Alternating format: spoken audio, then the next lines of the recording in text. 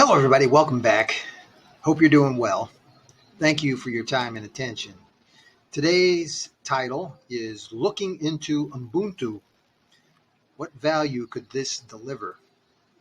It is unfortunate this isn't spoken about more, but I believe this is fundamental to eliminating much of the harm going on in the world. Sadly, much of the harmful behavior being individuals harming themselves or those they care about around them. With the amount of trauma suffered by the average person increasing almost daily, this problem is only going to get worse. Trauma serves to blind people to the incongruences between the trouble being caused, how it's being caused, and who is causing it. The mainstream societal consciousness and modern medicine is largely ignoring this, and in addition, using the turmoil created to further the agendas of the ruling class. However, they may indeed be suffering from the same thing. We've created a system that everyone is the victim of. Ubuntu is a Nguni Bantu term meaning humanity. It is sometimes translated as I am because we are, or humanity towards others.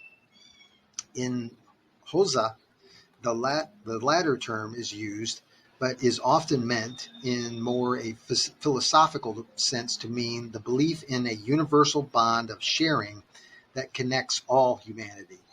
In practice, it is understanding what few in the Western world understand. Milton Erickson may be one of the few. He was able to read and identify what I would define as aberrant behavior among other subconscious communication going on in the nonverbal realm of his clients and subjects. In so doing, he was able to use that knowledge to offer them suggestions to change their ways with little effort. It's clear in mature cultures that understand the overall communicative arena of both verbal and nonverbal, as well as the influence of the conscious and subconscious minds in influencing behavior. Changing behavior toward positive outcomes is possible and even definitive. In contrast, in the anti-culture or the upside down world, as some people see it or call it, people are dumbed down in every aspect. In reading the work of Alfred Korzybski, Milton Erickson, Robert Dilts, Albert Schweitzer, among many others, one gets a clue to the reasonings of those with power and how they are steering the social engineering of society. In particular, something called the confusion technique becomes prominent.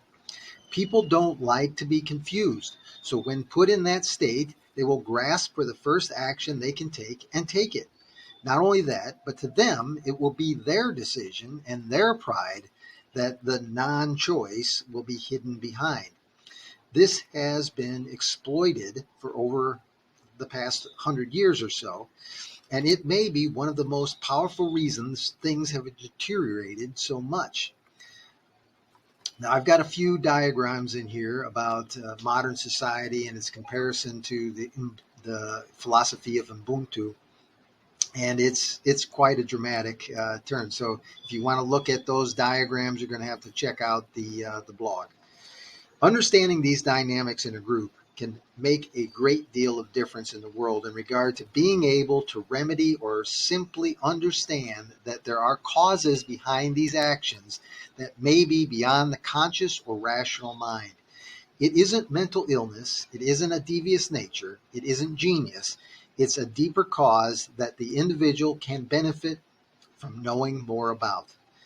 The path to realizing their healthy potential. Everyone can benefit from this knowledge and practice.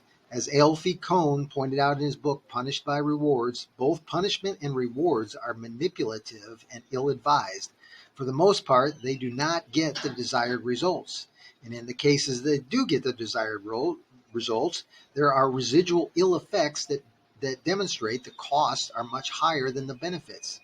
There are numerous cultures that have understood this and come up with traditions and rituals that solve these problems. Why not use this incredible wisdom? The upsides could be incredible. Thanks so much for listening. I hope that was useful to you. If you'd like to know more about Ubuntu, I highly suggest you check out the blog and